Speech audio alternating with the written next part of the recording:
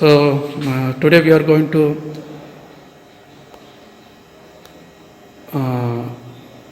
explain the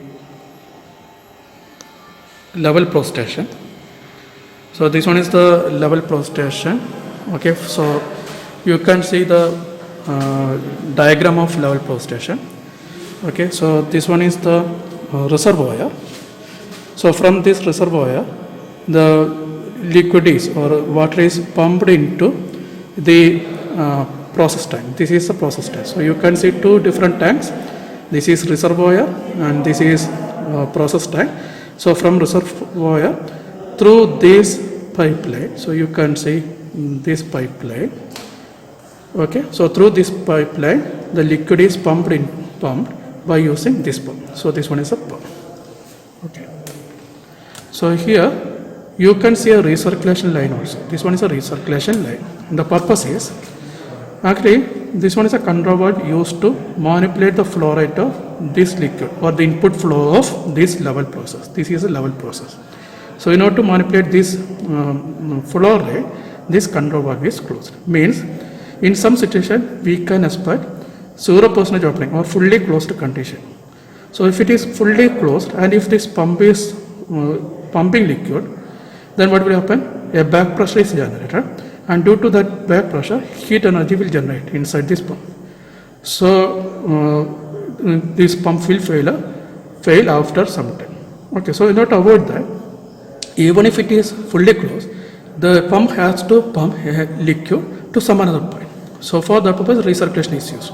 So a small amount of liquid is flowing through this recirculation will ensure the safer operation of this particular pump. Okay, so that one is the purpose of this recirculation. So you can see a valve here. This valve is labeled as HV2. So this HV2, if you are controlling level, this HV2 must be partially open. Partially, not fully closed, not fully open. This one must be partially open. And here you can see HV1 between pump and control valve. That one is for safety purpose. This HV1 must be fully open. Okay, because this one is a main water line. So this HV1, this valve must be fully open.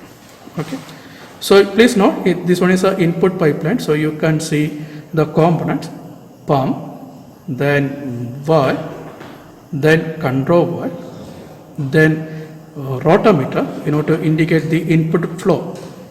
Just for indication purpose, a rotameter is used.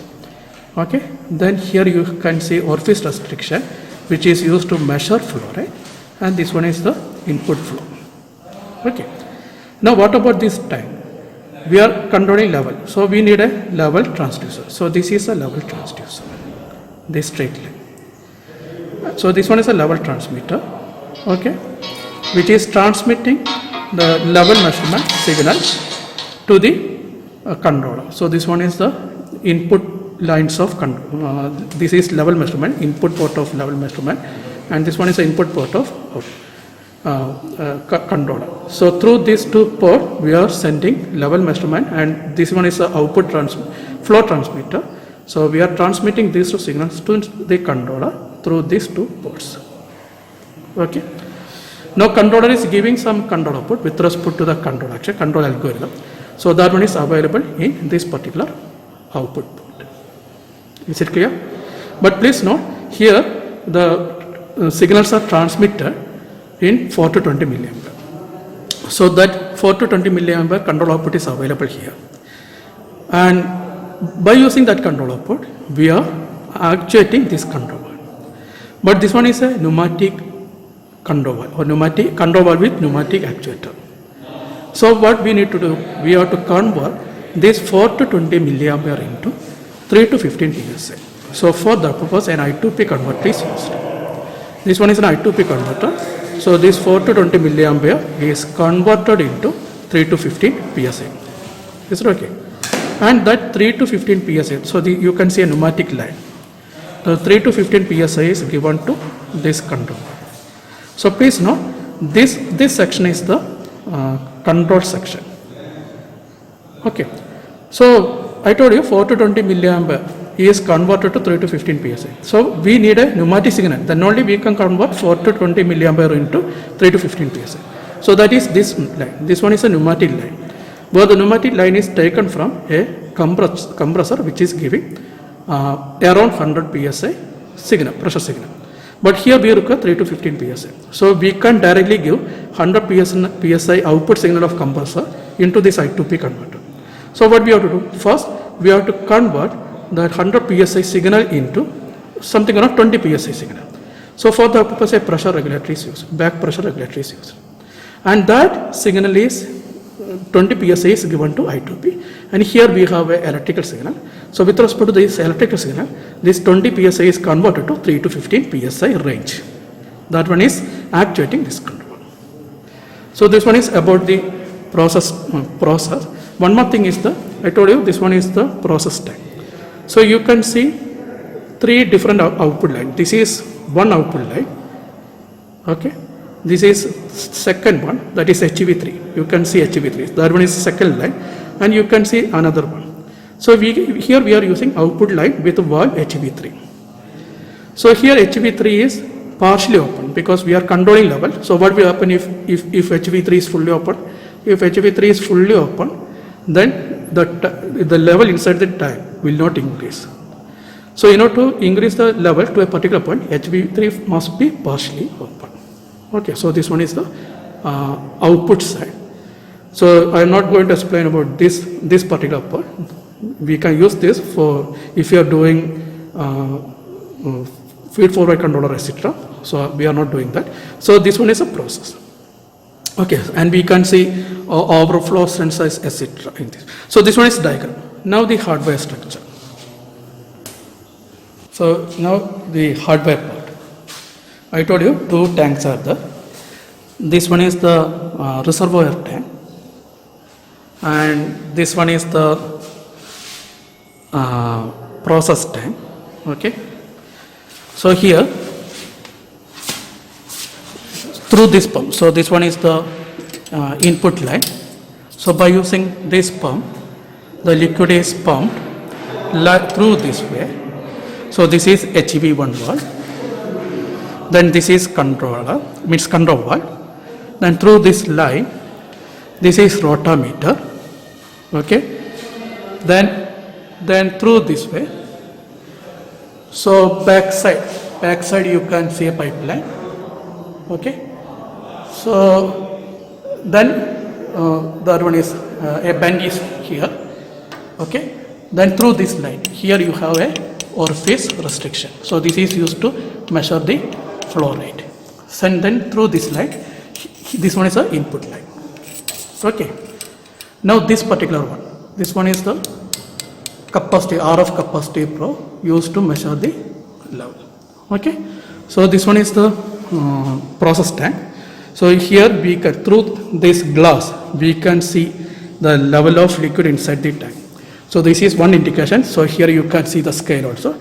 Please note this one is indicator only, and this is the transmitter. This is actually capacity measuring probe, and that measured value is transmitted using the level transmitter. So this is a level transmitter. Okay. So this level transmitter is transmitting the level into controller in 4 to 20 milliampere. So this is level transmitter. I told you this is orifice restriction, which is used to measure flow. In cascade controller, we require flow measurement also. So this is a differential pressure is generated with respect to flow, and that differential pressure is converted to current signal by using this flow transmitter. So this is the flow transmitter.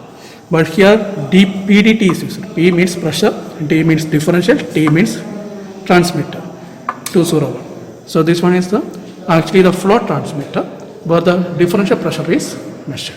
Okay, that is why DPT. So DPT means differential pressure. Okay. So now I told you this one is the rotameter that is used to indicate flow. That is just used to indicate the flow.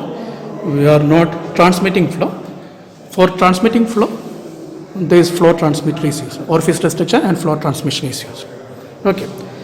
Now this is the control valve used. This one is the actuator portion, top portion. That one is mounted here on this platform, and this one is the bottom portion. So this is this is pneumatic actuator, diaphragm actuator. Diaphragm is sealed here. This one is a top part, and this one is a bottom part, and this one is a actuating signal, pneumatic signal. That one is applied at the bottom side of this actuator. Okay, and this is the stem. Okay, we can visualize the movement of this stem. Okay, now this one is the valve body part. Okay, this one is a valve body. So this one is a control valve. This one is a hand actuator. So that is why HB201 hand valve. HB. Okay. Now this one is a solenoid valve. This is solenoid valve. Okay. Means actuated by using electrical signal. This is actuated by using, this blue one is actuated by pneumatic signal. And this red one is solenoid valve actuated by using electrical signal. Okay. The remaining things. This one is another light. We not explain this one. This blue color is the wheel flow meter. With respect to flow rate, that wheel will rotate, and that one is converted to electrical signal. So that one is a flow meter. Okay. And one more thing I want to say. I told you this one is the controls. This one is the pneumatic signal coming from the compressor. So this one is around 100 psi. This one is not a fixed value, around 100 psi. Okay. So that one is coming like this way. Okay. Into this device. This is back pressure regulator. So this is converting that around 100 psi signal to 20 psi. So this one is the output. That one is given to the I2P converter. Okay. So the remaining pressure is leaked or relieved by using this one. So this one have a hand fitting also. So in class I told you we have back pressure regulator with hand adjustment. So this is that type of back pressure regulator.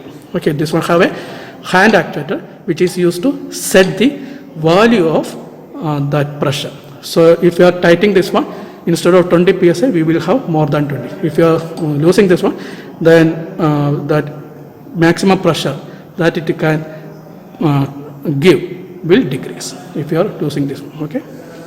So this one is back pressure regulator. So this one is about hardware. Okay. So these are just displays only. This one is used to display the process variable. Process variable means level here. If you are connecting this input to this one, then this is level. If you are connecting flow, I told you second input is flow. Then if you are connecting this one, then that one is flow. Process variable is flow. Okay, this one is for control output. Controlled, not controlled variable. Control output and controlled output are different. Control output means the output of controller. Okay, so this is thing. Then G1. So from this picture, from this figure itself, you can locate G1. So this is G2, this is G1. What is G1? Air input 100 psi. So this one is indicating the pressure of air given by compressor. So this one is a compressor pressure. Now this is G2. So G2 is just above I2P converter, right? This is I2P converter. Just above we have G2. So this is the input of I2P converter. So 20 psi. So if you are operating this process, a minimum pressure required here is something around 18 psi, because what is the output of I2P converter? 3 to 15 psi with respect to 4 to 20 milliamp. So if it is 15 psi, if you have only 15 psi here, just above I2P converter, so definitely we can expect some leakage. So after that leakage, the output pressure will be a maximum of 2 psi or 13 psi. We can't achieve 15 psi if you are giving 15 psi here. Output will not be a maximum of 15 psi. So in order to get a maximum of 15 psi, here we have to give a minimum of 18 psi. So that we have to make sure by using this G2. Now what is, so by using this G2, we have to make sure a minimum of 18 psi. Okay. Now what is G3? This is G3. So from this figure,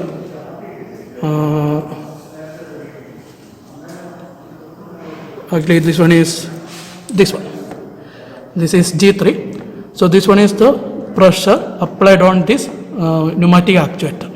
So this one is a modified control signal.